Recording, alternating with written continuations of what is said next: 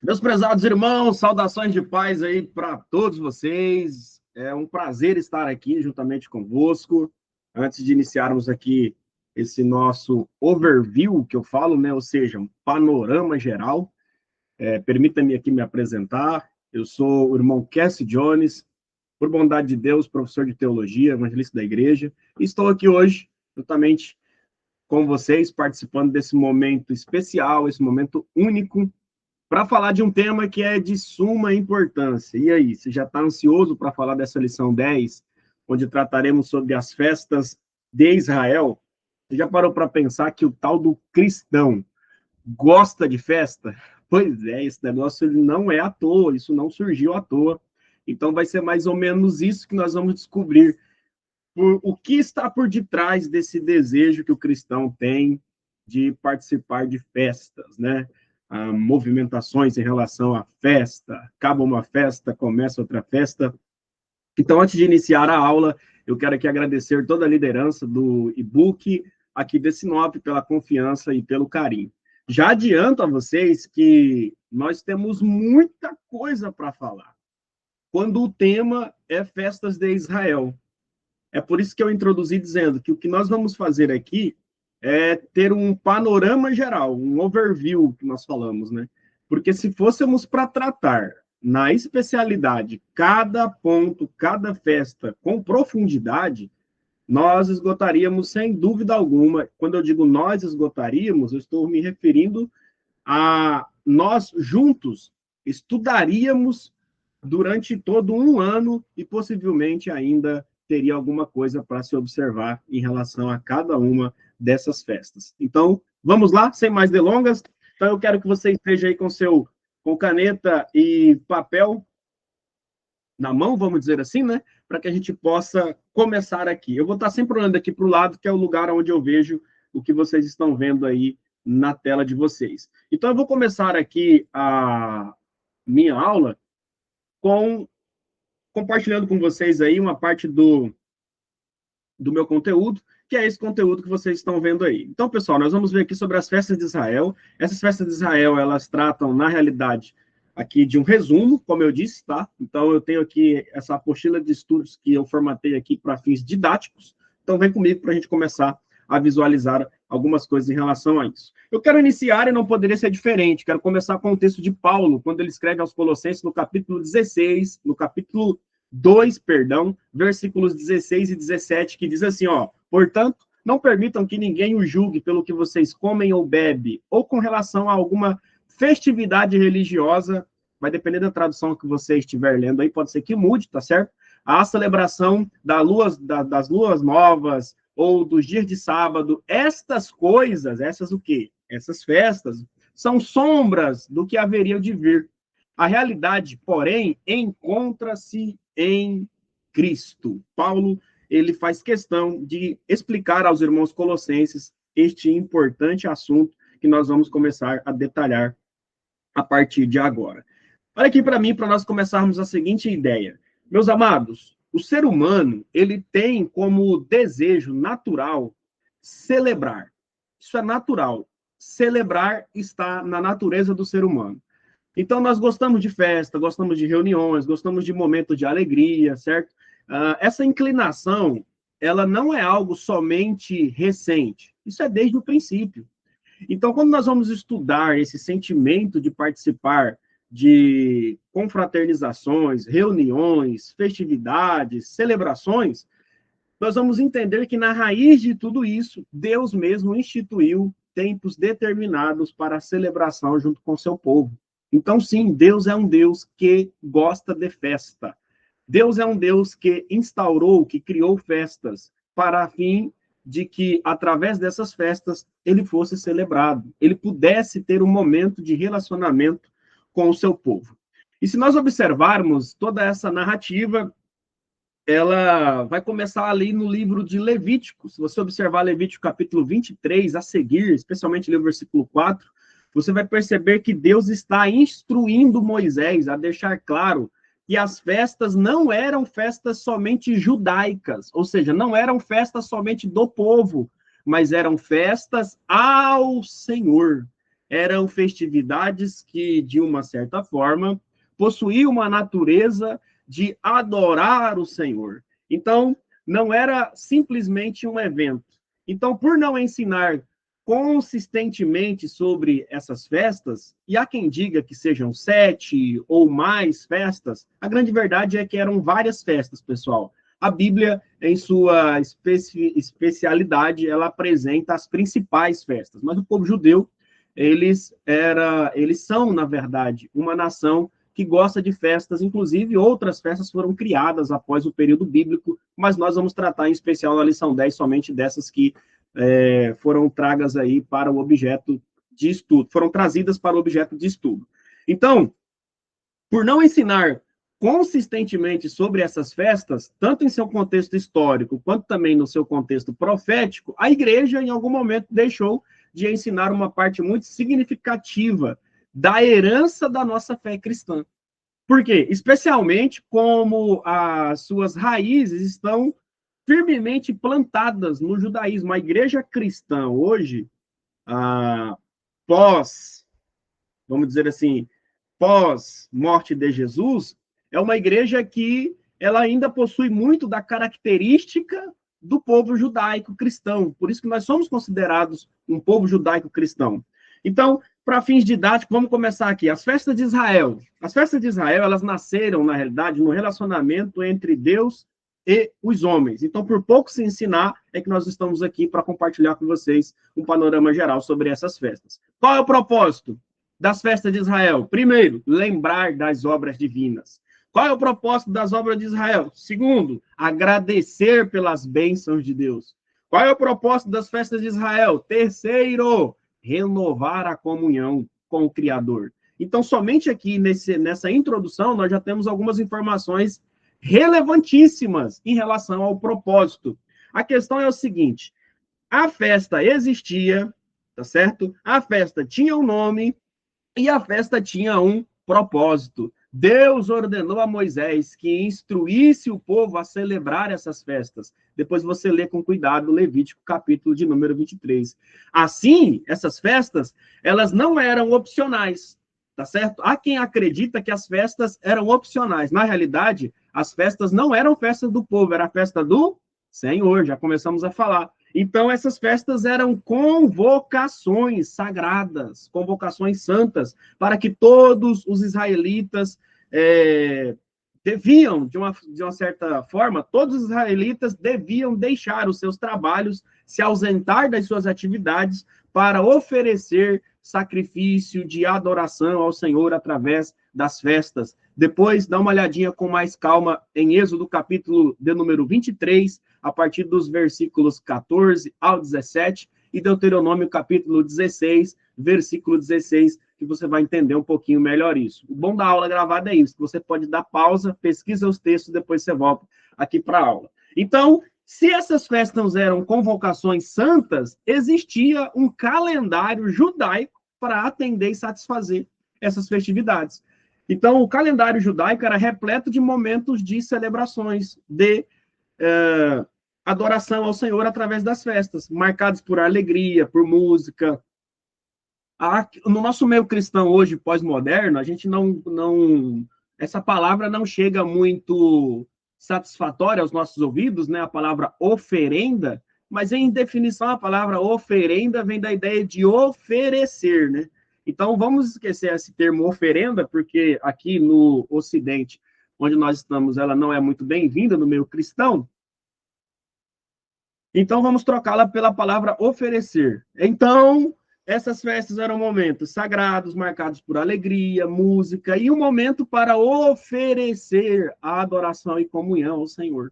Então, essas celebrações cobriam praticamente, pessoal, todo o calendário do ciclo judaico, tanto calendário agrícola, como também calendário espiritual. Então, eles tinham o calendário de trabalho e eles tinham o calendário também espiritual de adoração ao Senhor. No total, já que você precisa de um número para nós continuarmos aqui, no total, entre as principais festas que existiam no contexto judaico, nós temos, então, o número de 7 principais festas que passarei a descrever a partir de agora, nessa proposta do overview que eu falei com vocês. Então, qual era o propósito das festas? as festas, elas tinham alguns propósitos. Eu listei aqui no material pelo menos 3 propósitos. Primeiro, lembrar das obras divinas. E esse lembrar traz uma ideia, sim, de ação de graça, tá certo? Ou de ações de graça. Sim, traz, porque quando eu lembro, eu agradeço, eu tributo, eu venero, eu me prosto, eu adoro. Quando eu lembro dos feitos do Senhor. Lembra do salmista? Quando o salmista trabalha a ideia de que o que darei ao Senhor por todos os benefícios que ele me tem feito, então o salmista era consciente de que o Senhor era um Deus que beneficiava o seu povo, como beneficia até hoje. Então, se ele me beneficia, uma das formas de retribuí-lo, embora nada daquilo que eu faça é capaz de pagar os feitos de Deus em meu favor, mas uma das formas de retribuí-lo é através da minha adoração, do meu serviço, e com o meu serviço, com a minha adoração, com a participação minha nesses momentos de celebrações, eu estou lembrando das obras divinas e adorando o Senhor. Segundo, agradecer pelas bênçãos recebidas. Terceiro, renovar a comunhão. Então, não eram opcionais. As festas eram obrigatórias, era uma convocação santa. Todo judeu que se prezava, ele precisava deixar as suas atividades, deixar os seus compromissos, e na ocasião, quando já tinha o Templo de Jerusalém, subir até o Templo de Jerusalém, ou descer até o Templo de Jerusalém, a depender da região geográfica que essa pessoa estivesse, para oferecer sacrifícios ao Senhor e participar das festas. Antes que você me pergunte, eu já vou te adiantar. Sim, Jesus participou de festa. Jesus participou de festa, Kézia? Sim. Se você não é daquele cristão que não gosta de participar de festa, então você não se identifica com o perfil de Jesus, porque Jesus gostava de festa. Você lembra aí qual foi o lugar onde ele fez o primeiro milagre? Fala aí para mim. Foi numa festa de quê?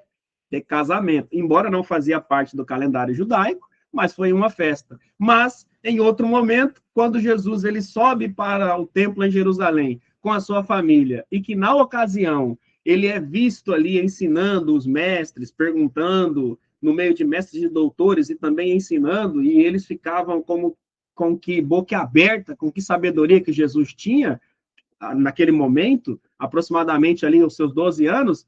Na ocasião, Jesus saiu da sua cidade e foi para Jerusalém para quê? Para a festa, juntamente com seus pais, e o contexto e o restante da história você já sabe. Então, pessoal, basicamente, o que nós temos aqui? Esse texto que eu comecei dizendo aqui, antes de iniciar aqui essa nossa passagem por cada festa, quando Paulo aqui ele está escrevendo aos Colossenses, Paulo está dizendo assim, ó, que os cristãos eles não são obrigados, não há uma obrigação do cristão celebrar as festas judaicas no sentido literal. Eu hoje, enquanto cristão, não sou obrigado. Leia certinho, Colossenses 2, 16 e 17. Nós não somos obrigados a celebrar as festas judaicas. Por que eu não sou obrigado? Porque todas as festas foram cumpridas. Por quem mesmo? Por Jesus. Todas as festas foram cumpridas. Ou, na ocasião em que Paulo está falando, na verdade, não seria correto aplicar o termo serão cumpridas em Cristo. Serão no sentido de, ao longo do tempo, se concluiu em Cristo. Aí sim. Mas todas as festas foram cumpridas em Jesus Cristo. Por isso que Paulo trata essa ideia aí. No entanto, se você pegar o mesmo Paulo, quando ele escreve aos Romanos, capítulo 15, versículo 4, Paulo disse que as coisas que foram escritas antes do nosso tempo foram escritas para o nosso aprendizado. Então, o que Paulo está querendo dizer aqui? Ó? Para que nós pudéssemos entender o futuro. Então, através dos rituais, através das festas, através do momento de celebração que nós vamos encontrar na história do povo judeu, e inclusive até nos dias de hoje, é possível nós, então, conseguirmos extrair lições, aprendizados. E a igreja, pessoal, a igreja ela deve seguir exatamente esse padrão. O padrão, qual o padrão? O padrão dos propósitos que foram apresentados para a festa, adoração, glorificação, exaltação do nome do Senhor, porque a nossa maior festa, o nosso maior motivo de comemoração hoje, de ação de graça hoje, de adoração hoje, você já sabe que se cumpre em Jesus Cristo. Tranquilo? Então, vamos aqui, seguindo aqui, depois eu vou disponibilizar esse material aqui para que vocês possam acompanhar juntamente comigo. Nesse momento, eu quero tratar com vocês a seguinte ideia aqui, ó. Olha só, quer se existia um calendário? Existia. Existia, então, um calendário tanto espiritual como também um calendário de serviço? Existia. E em relação às festas? Quer dizer que as festas cobriam todo ano? Cobriam. E a pergunta que não quer calar é, mas onde que surgiram essas festas? Então, para falar de onde surgiu, você vai voltar naquele texto que eu citei aqui, que é o texto de Levítico, capítulo de número 23. As festas foram instituídas pelo próprio Deus. Está lá em Levítico, capítulo 23. Deus instituiu as festas em Levítico 23. E elas tinham pelo menos 3 finalidades principais. Quais finalidades? 3. Primeira, histórica. Segundo, agrícola. Terceiro, profético. Histórica, agrícola, profética. Histórica, agrícola, profética. Para você não esquecer, repita só mais uma vez aí, vai. Isso aí, histórica, agrícola e profética. Por que histórica? Porque lembrar dos grandes feitos de Deus ao longo da história de Israel. Glória a Deus por isso. Por que é agrícola? Agradecer a Deus pelas colheitas e pelas bênçãos recebidas, bênçãos materiais. Então tem bênção divina e tem bênção material, olha só que bênção. E por que profética? Porque as festas também apontavam para a obra redentora que se cumpriria em Cristo, que foi o que eu acabei de falar no texto de Paulo, quando ele escreve os versículos que citei aqui aos Romanos. Então, o termo em hebraico para festa, aqui, nós vamos ter o moed, em hebraico aqui. O que significa? Significa tempo determinado. Ou seja, um encontro sagrado dentro de um tempo determinado. Então, essas festas eram festas que aconteciam dentro de um tempo determinado para um encontro sagrado. Essas celebrações eram tempos marcados por Deus para encontrar o seu povo de maneira especial. Olha só que bênção. Deus institui as festas, Deus cria a festa para encontrar com o seu povo, para que o seu povo o adore de forma histórica, agrícola e profética, para que o seu povo o adore através das ações divinas, materiais e também pela conclusão final de todo o plano de redenção. Então, quando nós nos reunimos em um evento de festividade, precisamos lembrar desses princípios aqui. Então, o que significa festa em hebraico? Traz a ideia de tempo determinado para um encontro sagrado. E esse tempo determinado para um encontro sagrado foi marcado exatamente por Deus. Agora, aqui algumas curiosidades que eu vou compartilhar com você agora aqui. Deixa eu colocar na tela para você ver. Senão você vai acabar enjoando aqui da minha cara, né? Algumas curiosidades aqui para que nós possamos avançar nesse sentido. As 7 principais festas de Israel. Esses assuntos que eu comentei estão todos anteriormente aqui no assunto introdutório. Tranquilo, pessoal? Então, vamos para as 7, que eram as principais, que estão aí, inclusive, no material de vocês. As 7 principais festas de Israel eram, primeiro, Páscoa. O que eu preciso lembrar de Páscoa, Cassie? Fechado? O que eu preciso lembrar de Páscoa? Páscoa, pessoal, nada mais é do que passagem. Então, todas as vezes em que eu me lembro da Páscoa, eu preciso lembrar que o significado da palavra Páscoa é passagem. Ou então, pular por cima, passagem. Ou então, pular por cima. Por que que existe esse significado para a ideia de Páscoa? Passagem, pular por cima? Exatamente pelo fato de Êxodo, capítulo de número 12. Está aí o texto bíblico que você pode ler depois. Está lá, Êxodo, capítulo 12, versículo de número 1 ao 14. O que está acontecendo aqui, ó, em Êxodo, capítulo de número 12, do versículo 1 até o versículo 14? O que está acontecendo aqui? O que está acontecendo aqui, pessoal, nada mais é do que a ocasião em que o povo egípcio está sendo terrivelmente combatido por Deus através da praga da morte dos primogênitos. E eu não vou entrar aqui em minúcias, porque agora o meu objetivo é só falar o significado e o propósito aqui com vocês, tá certo? Mas você já conhece o contexto ali das pragas. O povo de Deus estava escravizado no Egito, o povo começa a orar, Deus ouve a oração do povo, e Deus agora resolve prover um libertador, levanta Moisés, para então coordenar todo o processo de libertação do povo de Israel, para a libertação do povo hebreu que estava na terra do Egito. E o que acontece agora? O que acontece é o seguinte: o faraó endurece o coração e as pragas começam a vir como uma forma de retaliação de Deus para fazer com que o povo egípcio pudesse contemplar quão mãos fortes tem o Senhor. Então, o Senhor Deus queria punir aquela nação também por ocasião da sua própria vontade. E o que acontece é o seguinte, pessoal, que chega um momento em que acontece a praga da morte dos primogênitos. Está lá em Êxodo 12 a seguir. Só que o que nós temos de informação é que esse anjo designado para matar os primogênitos, naquela ocasião, quando ele chegava na casa de alguém que tinha a marca nos ombrais da porta, e era a marca do sangue do cordeiro que tinha sido anteriormente morto, esse cordeiro aponta para alguém, você já se lembrou, né? O nosso Cristo. Esse sangue aponta para alguma coisa, você também já deve ter se lembrado, né? O sangue vertido no Calvário, que nos purificou e anulou a nossa cédula de morte, que era contrária a nós. Então, eu vou caminhando lá e vou voltando aqui para que vocês consigam ir fechando o raciocínio juntamente comigo, tá? Então, quando o anjo da morte chegava, que ele ia executar uma sentença, a condicional era: ele só entra se não tiver marca de sangue no umbral da porta. Se o cordeiro não foi morto, o sangue não foi vertido no umbral, ele entrava e o primogênito morria. Mas com o povo hebreu que estava na terra do Egito, o que aconteceu?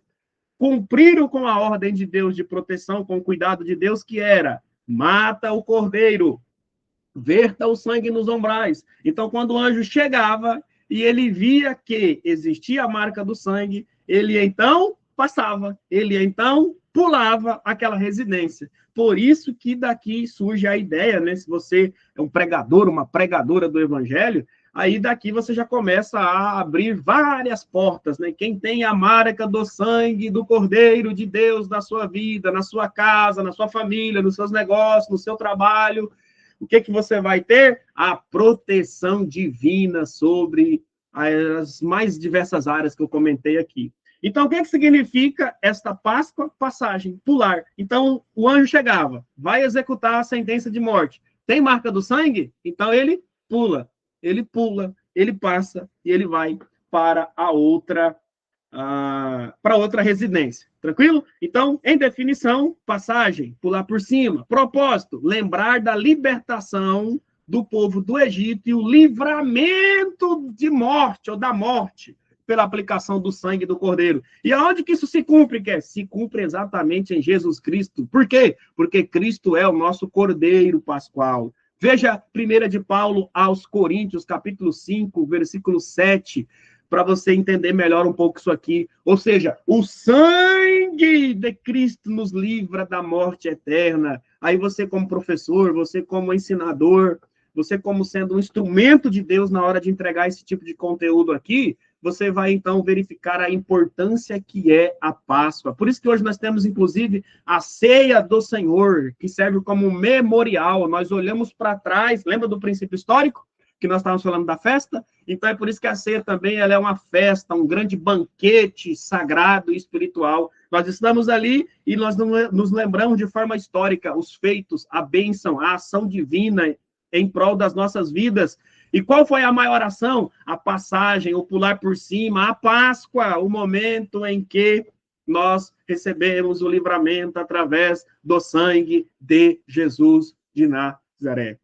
O pecado gera morte, consequentemente, o homem que anda na prática do pecado merecia morrer, mas onde abundou o pecado, superabundou a graça de Deus. Ou seja, vai chegar o momento do acerto de contas, vai chegar o momento do tocar da trombeta, e a condição para, então, definir se você vai ou se você fica, é se você está com a marca do sangue do Cordeiro Pascual, que agora é quem? Jesus Cristo. O sangue de Cristo, ele nos livra da morte eterna e nos faz habitar para sempre com ele. Então, a verdadeira liberdade está no sangue de Jesus, que nos tira da escravidão e também do pecado. Pães asmo, porque o nosso tempo aqui já está caminhando para o final. Texto bíblico, Levítico capítulo 23, versículo 6 ao versículo 8. Só vou dar as referências aqui porque a gente não vai ter tempo, perdão, de ler, tá, pessoal? Pães asmos vem da ideia aqui do matzot, né? No hebraico, o que significa isso? Pães sem fermento. E o propósito? O propósito era celebrar a pureza e a separação do pecado. Por isso que o pão era sem fermento, sem nenhum tipo de mistura, sem nenhum tipo, era homogêneo, ou seja, não era heterogêneo, não tinha várias misturas, não tinha vários elementos, não tinha, era homogêneo, para representar a pureza e a separação do pecado. Durante 7 dias o povo comia pão sem fermento, como símbolo de santidade. Então, é óbvio que isso aqui nós estamos falando de uma ação específica para o povo de Israel, que inclusive guarda ações como essa até hoje. Por isso que eu comecei com o texto de Paulo, tá? Vamos voltar aqui no texto de Paulo, ou você já esqueceu? Olha o que Paulo disse aqui, ó. Olha só, portanto, não permita que ninguém o julgue pelo que vocês comem, tá certo? Alguém vai chegar e você vai falar, você não está comendo mais o pão sem fermento para fazer essa consagração, você não está mais bebendo algo que era, vamos dizer assim, considerado um ritual sagrado do tempo antigo, você não está mais guardando festividades religiosas, você não está mais guardando celebração das luas novas, você não está mais guardando a celebração do sábado. Paulo está dizendo aqui, olha, não estamos mesmo, sabe por quê? Porque todas essas coisas eram somente sombras. O que é uma sombra, pessoal? A sombra nada mais é do que algo que reflete algo ou uma estrutura maior. E quem é essa estrutura maior? Quem é esse plano maior? Quem é esta sombra que haveria de vir?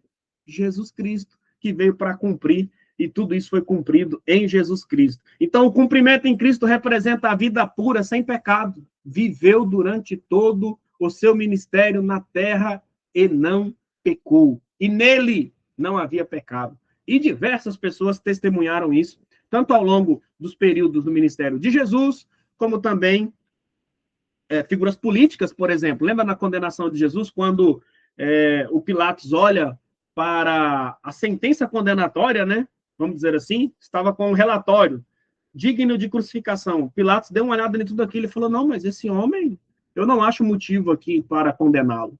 Inclusive, então é por isso que eu digo, Jesus foi considerado uma pessoa pura, uma pessoa santa, tanto por pessoas do seu tempo, inclusive líderes políticos, como eu disse aqui agora, como também líderes religiosos, e uma quantidade de pessoas do primeiro século, inclusive até nos dias de hoje. Glória a Deus por isso. Então, Cristo representa a nossa vida, uma vida pura, uma vida sem pecado. E para nós hoje, o cristão deve viver sem o fermento. Então, o fermento hoje é simbólico, tá, pessoal? E qual que é esse fermento hoje? Ele pode ser aplicado de forma simbólica, o fermento da maldade, da hipocrisia. Então, o que o cristão tem que fazer? Buscar aí a sinceridade, verdade, está lá na 1 de Coríntios, capítulo 5, versículo 8. Vamos caminhar? Porque agora a gente chega na festa das primícias, né? Bicurim. Chegamos na festa das primícias. Texto bíblico, Levítico 23. É por isso você, professor, não pode abandonar Levítico 23. Para falar de festa, vamos ter que decorar o Levítico 23. Está lá do 9 ao 14, também na instauração dessa festa por Deus. Qual é o significado? Primeira colheita. Então, primícia fala de primeira colheita. Primícia fala de primeira colheita. Propósito, oferecer a Deus os primeiros frutos da terra. Como? Guarde isso aqui, ó. Se eu fosse você, eu tinha anotado isso aqui, ó. Primícia. Eu vou oferecer os primeiros frutos. Vai oferecer? Vou. Mas qual? Por quê? Por quê? Reconhecimento de que tudo pertence a ele. Lembra daquela música que diz assim? Deus me deu, Deus tomou, bendito seja o nome do Senhor. Óbvio que no contexto de Jó era um contexto de perda, mas sabe o que Jó está querendo, na realidade, trazer aqui para nós? Que somente a Deus seja dada toda a glória, porque Deus deu, e se Deus deu, então eu reconheço que tudo pertence a Ele, entendeu? Agora, o sentido prático da ação. Então, é por isso que nós temos também a ideia, além das primícias, aqui, primeira colheita, daqui a gente vai surgir também esse reconhecimento de que tudo pertence a Deus através das ações do dízimo. Muito provavelmente você já deve ter se lembrado disso aqui. Jesus ressuscitou como as primícias do que dorme. Paulo escreve e fala sobre isso na 1 de Coríntios, capítulo 15, versículo 20. Você pode dar uma olhada depois para melhorar e ampliar o seu conhecimento sobre esse assunto. Cumprimento em Cristo. Jesus ressuscitou como as primícias dos que dormem. E qual é a lição, Kess? Devemos entregar a Deus o primeiro e o melhor tempo e recurso da nossa vida. É por isso que quando Cristo ele estava, durante o seu ministério, ensinando, ele mesmo disse, em suas palavras, buscai primeiro. Lembra desse texto? O que Jesus estava dizendo? Buscai primeiro. Buscai primeiro o que, Kessi? A sua vida profissional. É isso? Buscai primeiro. Buscar primeiro o que, Kessi? O seu carro, a sua casa. É assim? Não é. Está lá em Mateus capítulo 6, versículo de número 33. Jesus disse, buscai primeiro o reino de Deus e a sua justiça, e todas as demais coisas serão acrescentadas. Então, quando você aplica esse princípio de oferecer a Deus a primícia, ô irmão, a sua vida vai mudar. Tenta passar isso para a sua classe, para os seus alunos, essa ação de reconhecer que tudo pertence a Deus e que nós, de uma certa forma, tributamos a Ele por entender que foi Ele quem nos deu. Então, devemos entregar para Deus aquilo que é de primeiro. Deus não pode viver do resto. Deus não criou você. Deus não instituiu essa festa para que o povo entregasse para ele somente o que sobra, somente o restante. Alguém diz assim, se sobrar, eu vou contribuir. Se sobrar, eu vou ofertar. Se sobrar, eu vou. Se faltar, eu ajudo. Não, irmãos. Deus está interessado naquilo que você está disposto a entregar a Ele em primeiro lugar. Por isso que o Senhor diz, entrega o teu caminho ao Senhor, confia nele e tudo Ele fará. Então, a sua vida, o seu tempo, os seus recursos, em tudo nós precisamos aplicar o princípio da festa das primícias. Festa do Pentecoste, essa você já conhece, mas não custa lembrar. Festa de Pentecoste, né? O Shavuot. O que nós vamos lembrar do Pentecostes? Levítico 23, 15, 22, Deuteronômio 16, 9 e 12, que significa semanas.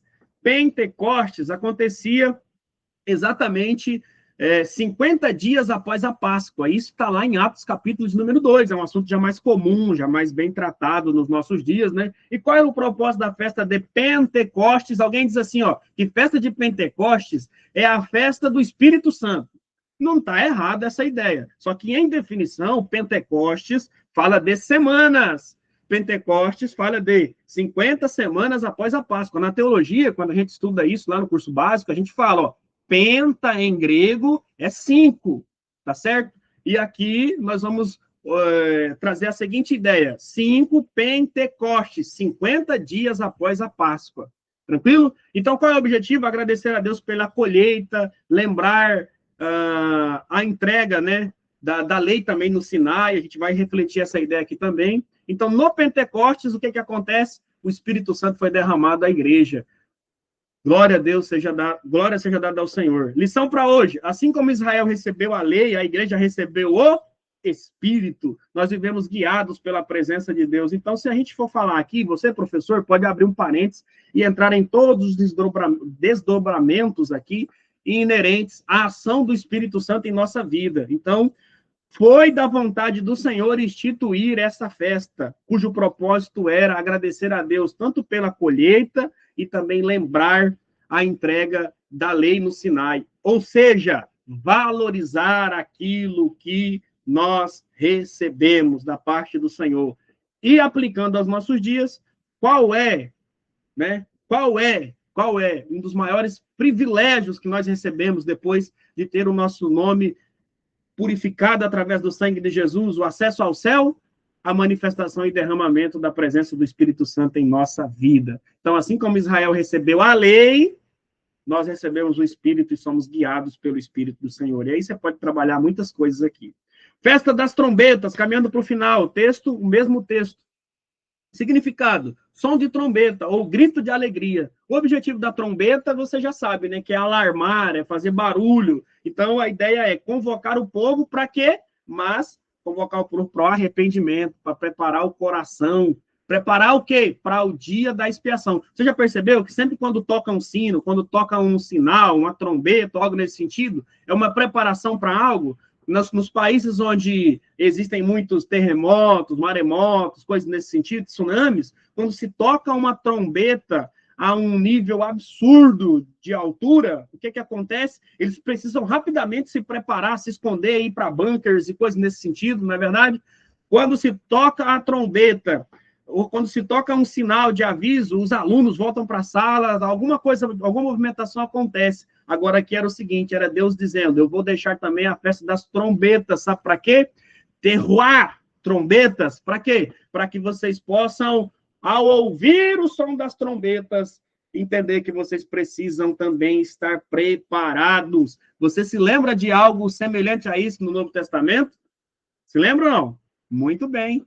O arrebatamento da igreja acontecerá aqui, né, com voz, com alarido, voz de arcanjo, vai tocar aquela trombeta de Deus. E o que é que vai acontecer? Só vai ser a trombeta tocar. Os mortos ressuscitarão. Nós que estivermos vivos, nós que estamos vivos, melhor, seremos arrebatados. Os que estiverem mortos, às vezes eu falo um pouco rápido, né? Mas os que estiverem mortos ressuscitarão e serão transformados em corpo incorruptível. E nós que estamos vivos, o que vai acontecer? Seremos arrebatados e transformados, receberemos um corpo glorioso e encontraremos de forma unida, o Senhor Jesus nos ares, conduzido pelo Espírito Santo, que desceu onde mesmo?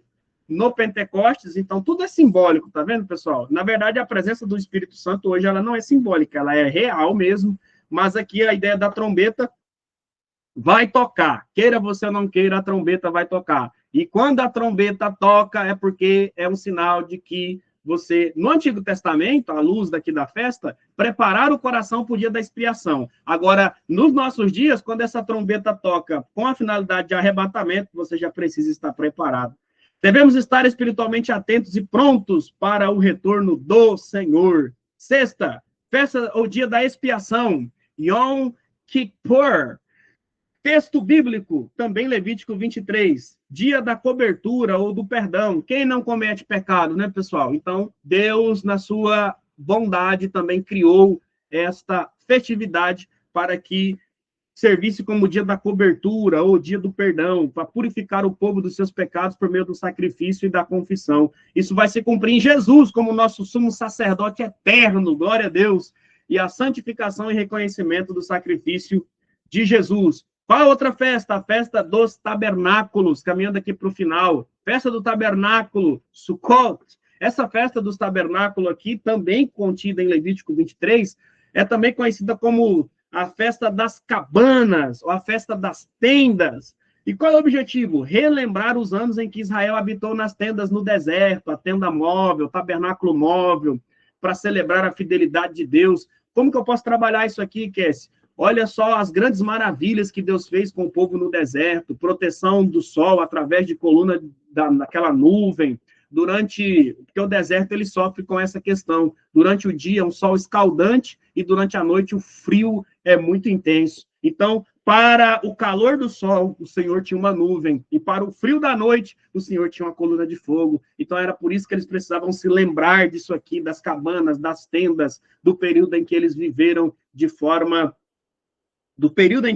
na verdade, no deserto, a peregrinar, celebrando que mesmo em meio a momentos de crises, a momentos em que você não está de forma estável, você está em movimento, você está subordinado a intempéries do sol, da chuva, do calor, mas mesmo em meio a esses momentos, Deus permanece fiel. Por quê? Porque Ele é a sua tenda, Ele é a sua cabana, Ele é aquele que te protege. E Cristo representa a presença de Deus habitando em nós. Jesus é o nosso Emanuel, está lá em João capítulo 1, versículo 14. Ele é o nosso Emanuel. E a lição para hoje, Kess? Devemos celebrar a presença de Deus constante e viver com alegria, mesmo em tempos de peregrinação. Até porque aqui nessa terra nós somos peregrinos e forasteiros. Até porque João disse que nós estamos no mundo, mas nós não somos do mundo. Então, enquanto nós estamos aqui, nós estaremos sujeitos a diversas coisas que podem acontecer conosco. Perseguições, lutas, provações, dificuldades, adversidades. Mas se lembre que mesmo em meio a todos esses contextos, há uma proteção de Deus sobre a sua vida. Lembra do Salmo profético de número 91? Aquele que habita no esconderijo do Altíssimo, à sombra do Onipotente descansará. É Deus falando assim, ó, eu vou te proteger, eu vou cuidar de você, porque eu sou fiel. Glória seja dada ao nome de Jesus. Então, basicamente, essa fecha aí as 7 festas. Vamos para a nossa conclusão aqui agora. Jesus e as festas. Jesus participou dessas festas, lembra que eu falei lá no início? Sim, Jesus participou de diversas festas judaicas.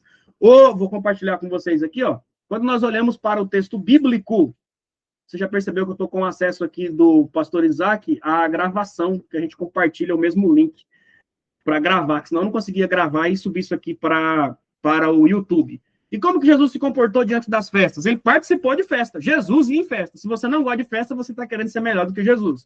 Festa da Páscoa, está aí. Jesus participou da festa dos tabernáculos, também está aí. Esteve na festa de casamento, está aí. Então, esses registros mostram que Jesus honrou as celebrações instituídas por Deus, revelando nelas o verdadeiro significado espiritual. Até porque Jesus, judeu, e judeu que se prezava, precisava participar das festas.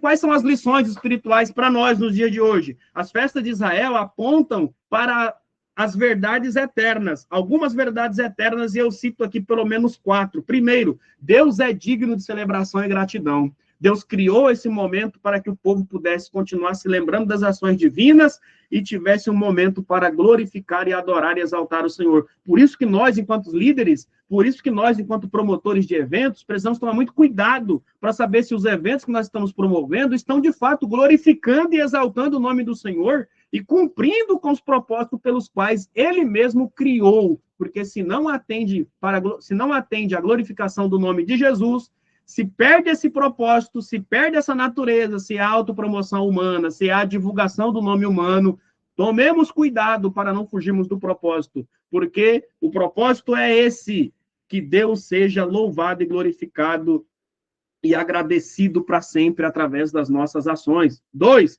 a fé também pode ser expressa através de alegria e comunhão. A nossa fé não é uma fé morta, é uma fé viva, ela é tão viva que você pode adorá-lo através de momentos de comunhão e festividade. Cada festa revela um aspecto da redenção em Cristo. Se cumpriu em Cristo. Por isso que Paulo tratou disso lá no texto que eu li no início. O cristão é chamado a viver em constante celebração espiritual, lembrando-se do que Deus fez e tudo ainda que ele fará. Se eu não gosto de festa, então o céu não é para você. Desculpe-me ser taxativo. Por quê? Porque se você não está gostando das festas aqui, lá que as festas não vai parar.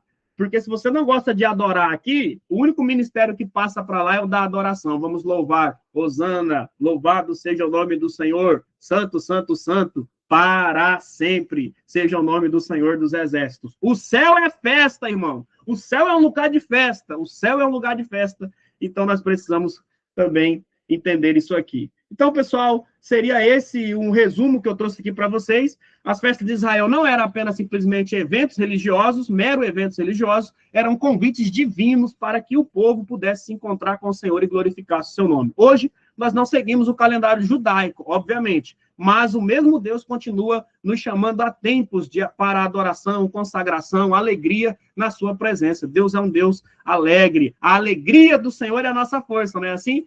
Quando Neemias escreve sobre isso. Então, em Cristo, todas as festas se cumpriram de forma plena. Então, eu quero adorar a Deus, atendendo a todas essas características que eu citei aqui nas 7 festas. Então, adore a Jesus, adore a Cristo de forma plena, porque Ele é a nossa Páscoa, Ele é a nossa expiação, Ele é o nosso tabernáculo, Ele é a nossa trombeta. E um dia a trombeta vai soar e nós estaremos para sempre com Ele na eternidade. Então, celebrar ao Senhor, servir ao Senhor, se alegrar no Senhor é um privilégio. É muito mais do que tradição. É viver em comunhão constante com aquele que é digno de toda honra, toda glória, todo louvor e toda adoração. Quem é Ele, Kessi? Jesus Cristo de Nazaré. Então, que Deus em Cristo Jesus continue vos abençoando poderosamente. Eu espero que essa aula possa contribuir para o seu elevo espiritual, para o seu aprendizado e, sobretudo, para que você possa compartilhar com mais pessoas. Deus abençoe e fiquem todos na paz do Senhor.